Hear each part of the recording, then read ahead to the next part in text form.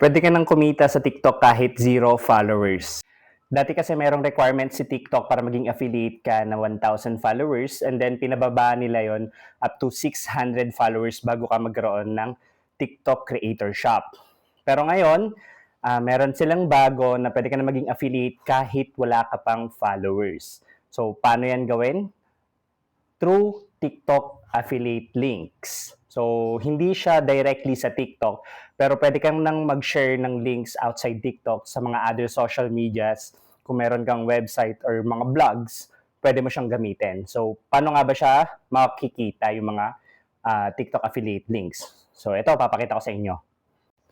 Una, kailangan nyo lang maghanap ng mga product na gusto nyo maging niche. So, kapag nakahanap na kayo ng product, so punta na kayo sa TikTok Shop and makikita nyo yung share button dito. Click nyo lang yan and then may lalabas na ganito.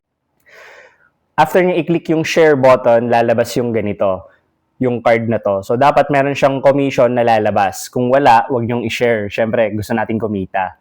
And then, after nyong masigurado na meron nga siyang mga kikitain sa pagiging affiliate at pag-share ng link, ito naman yung next step.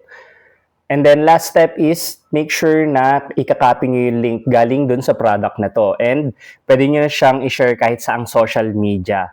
So kung meron kayong blogs or marunong kayo gumawa ng websites, pwede nyo ding ilagay itong TikTok affiliate links para pamita na kayo. So dati kasi may mga requirements ng followers and ngayon ginawa nila kahit zero followers ka, pwede ka na maging TikTok affiliate.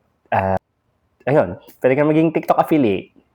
And ayun, simulan mo na yung TikTok affiliate journey mo. And then, kung may mga tanong pa kayo, pwede nyong i-comment. Sana nakatulong.